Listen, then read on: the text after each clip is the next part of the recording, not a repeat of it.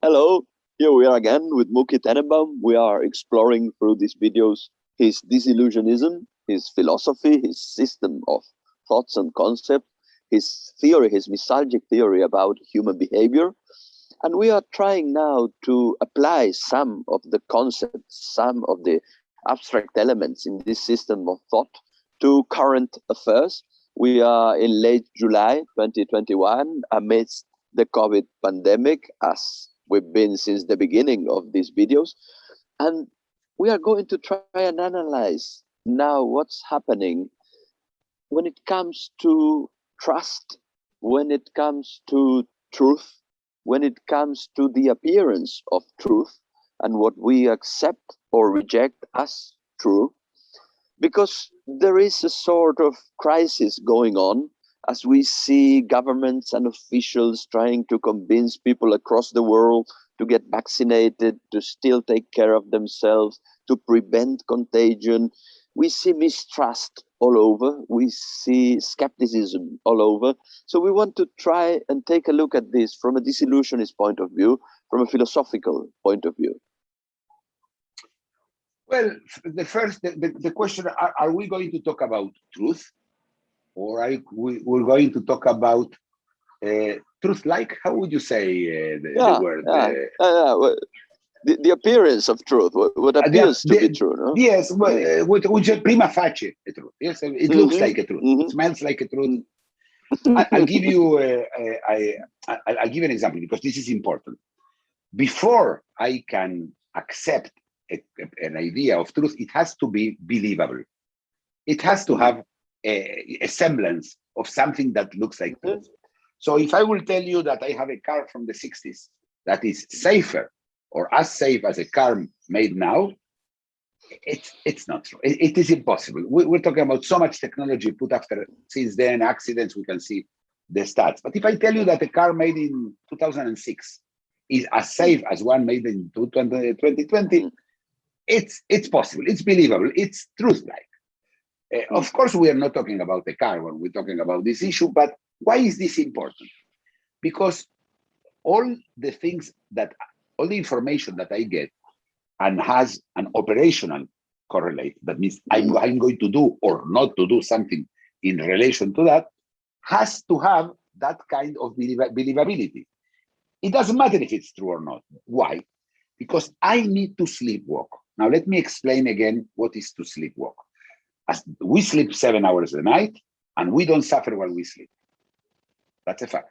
Since the only thing we do in life is running away from suffering, we are in the times we are awake, 95% of that time, we are sleepwalking. Of course, we are not sleepwalking, but we are like sleepwalking. We're running like a program, like a computer program, of habits, one in chain with the other, and that's it. How I do it? If nothing outside will wake me up. Like when you're sleeping. Yes, when you're sleeping, if outside suddenly there is a group of mariachis singing at the middle of the night, you will wake up. The equivalent of mariachis could be anything. Could be somebody bumping into you in the street. Could be watching an accident, or could be an information that changes the way you are, or maybe a doctor tells you you have a problem. That's the whole idea. And you sleepwalk with the truth you need to sleepwalk. That kind of truth, again, it's not important if it's true or not true. It's enough that it is believable and you can incorporate into the givens you need to sleepwalk. What do you think about that, Florencio? I perfectly see what you mean. If I'm avoiding suffering, I need, as you said just now, givens. I just need stable, trustworthy elements around me that allowed me to keep on walking in my sleep. My question is, how are these built? Where do they come from? Because in the examples you gave me, there is a prior knowledge on my part. I have to know something about cars in order to dismiss as preposterous your idea that a car from the 60s is as safe as a modern car. And I need to know at least tiny bits of mechanics in order to ascertain that's truth-like or not. What happens when we don't have the minimum information required to assess information by ourselves? When we are speaking, as we are now, about, for instance, the transmission of a new virus, most of us have no idea about this subject, and still we have to accept some information as truth-like or trustworthy in order to sleepwalk, and to reject other types of information. Well, this is the reason there exists division of labors. If somebody comes to my home and he's a plumber and he tells me you have a problem, and let's say I don't have water, you have a problem with a certain pipe that is not working, or a pump that is not working, I will believe him. It will be believable. If he will tell me the reason you don't have water is because Allah doesn't want you to have water, then it probably won't be believable. Yes, but normally that's not what happens. But let me give you an example of the pandemic, the one that we all know, and that's a perfect example. At the beginning of the pandemic, all the doctors that came out and the politicians, you don't need to wear a mask. People started wearing masks. Like I remind you, say, no need to wear mask. Mask do not help. And they were, admittedly afterwards, lying. Why? They will tell you, oh, no. We didn't do it because we wanted to make some money out of it. No. The reason we did it is because we wanted to protect medics and doctors and people who are in the health, in the front lines, as they call it, of the health world. They need to be covered, because if not, they will get sick. Okay. So they lie to us. Let me give you another example of lying that has a different outcome, and that's WMD in Iraq. Let me remind everybody, the people who don't know, in the second war, George Bush and Tony Blair fought against the Iraq, and it brought to the demise of Saddam Hussein. The reason to go to war was WMD.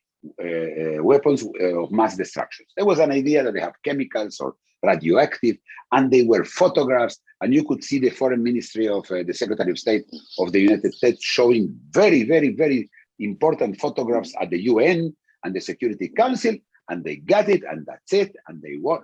And when they arrived, zero. There was nothing. There was not one weapon.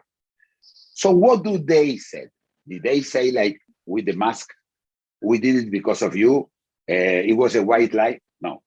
They said, ignorance. I didn't know. The CIA told me. What can I say? The CIA said, no, the agent told me. The agent says, I don't know. Somebody else told me. And then they pass the back to everybody, but they say, we're ignorant. It's not true. We didn't know. Sorry. It took many years until they agreed to that.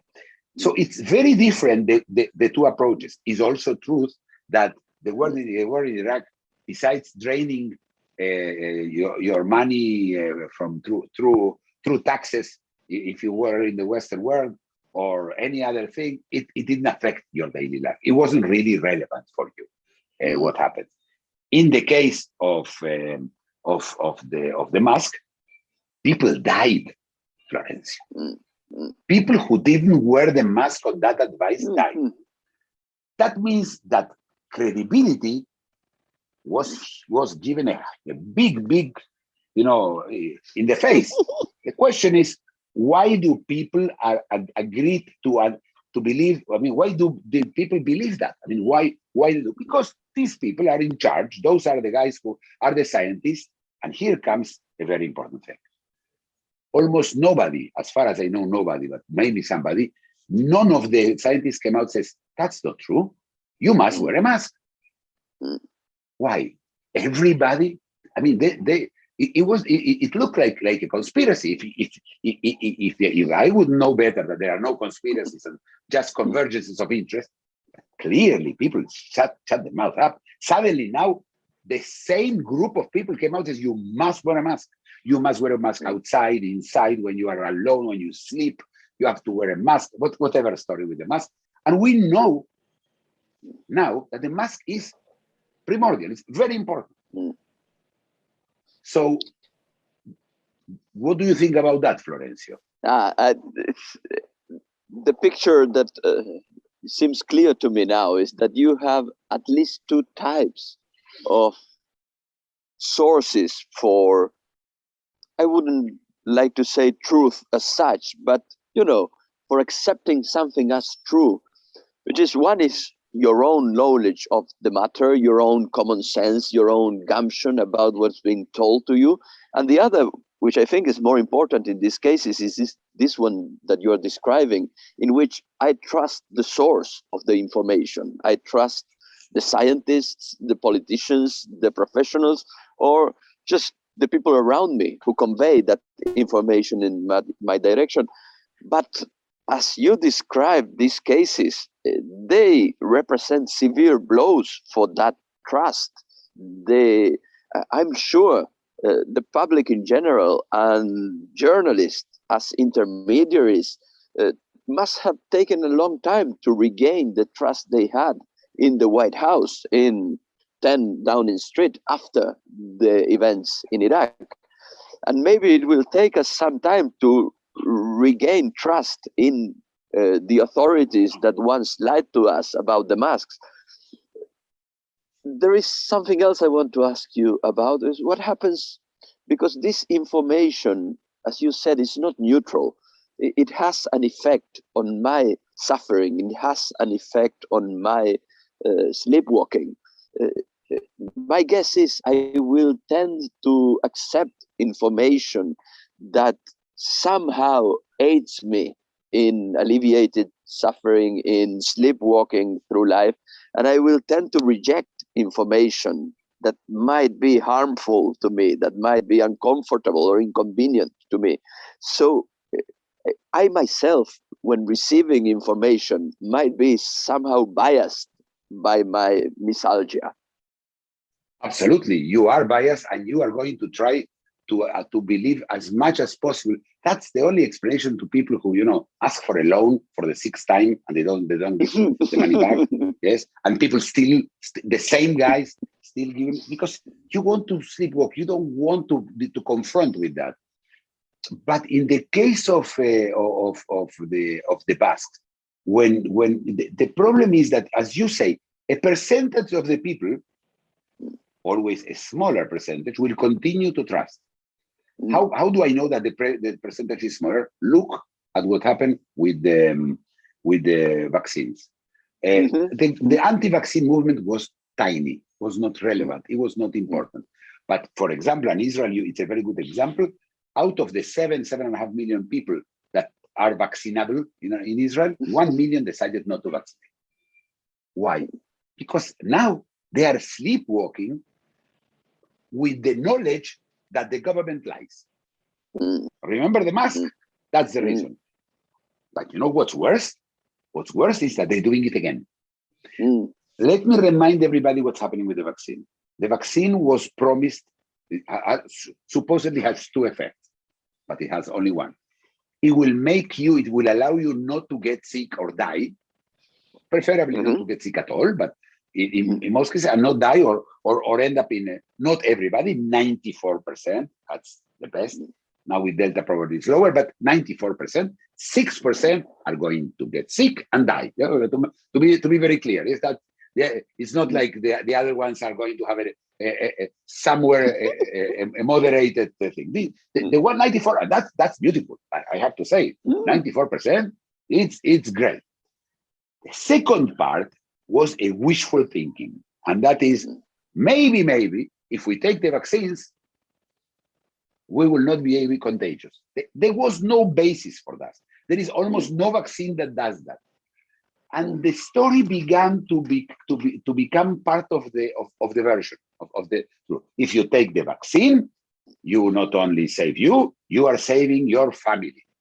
Not true. Just not true. There may be some cases in which you are vaccinated and thus you don't get sick and thus you have less days to be contagious, but you are contagious. This is a fact. This was a fact from the beginning, and it was, again, nobody talks about it. Now they started to talk about it, but here and there. and I'll give you an example, has to do with governments, Florencio. In the UK and in France, if you are vaccinated, you are entitled to go to places where people are to crowds, yes. And in that crowd, in that places, you can be there, but again, you're contagious. So to get people to get vaccinated, they just tell them, give them rights that endanger all of us, endanger everybody who is in there. So where does that leave us now in terms of trustworthiness and credit in general, as the pandemic is still ongoing? Well, the answer is, if we lost 17% of people, 20, 15, depending on the country, to the anti-vax movement, not even to the no-vax movement. It's not even anti-vax. It's the no-vax movement, because these people are already sleepwalking without a vax. That's how they did it. Once we lie and they will catch us with this lie, the next time we'll lose another group of people. One more. And you understand, this is the problem of the erosion of that. But not only that, all the people in the way that were promoting the vaccine, that were telling us, listen, you have to save your family and use and have a vaccine, which is not true. You are not saving nobody when you have a vaccine. Yes, yourself. And the altruistic part of it, it's just a lie. Why? Because they want you to get vaccinated. Again, it's a white lie. But every white lie leaves in its wake, victims. And I'm telling, and the biggest victim is credibility. Every time will be harder. It's not that nobody will believe them again. But we'll have a variant, Florencio, a new variant. We need credibility to be able to vaccinate people. But if we will keep losing people, we'll never get even close to solve this problem. So this is believability, yes? Yeah, we are almost out of time, but this is a fascinating issue in itself, I guess, because it's not only the believability of the first sources of information, as it were governments or institutions. I think it somehow trickles down to every link in the chain, and I think we are already starting to lose trust, not only in politicians and scientists, but also in communicators, in opinion makers, in people around us who every day come with a different bit of information. And it's very hard, as you say, to sleepwalk with that ever-changing landscape. Confusion does not allow for sleepwalk. If you allow confusion, and confusion comes from changing the version of things just to get a short-term result. That was the story with the mask, and that's the story with the vaccines. I want people vaccinated, so I'll lie to them. Again, if I come to you vaccinated and say, listen, I'll give you $1,000 if you get the vaccine, that's okay. I mean, it makes sense. Some other people say, I got the vaccine, why don't get I $1,000? But that's another story.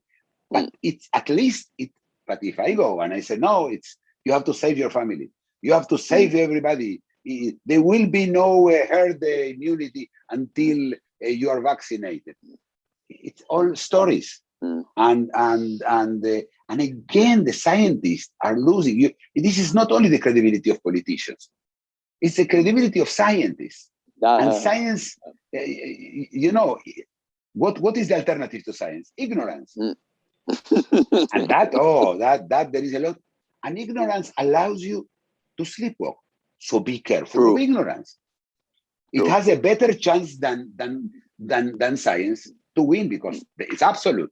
Yes, ignorance in general is all the God will come, we will intervene, it's magic, all that stuff will come back. So we are not only talking about this pandemic, we're talking about the next the next and the next and the next disaster in which people will lose, they will not believe the authorities. And you need everybody, almost everybody, to be on board. As usual, fascinating, but a bit terrible. I think we'll of course come back to this as our analysis continues. Just thank you very much, and see you next time. See you next time. If you enjoyed the video, please like it, comment and subscribe.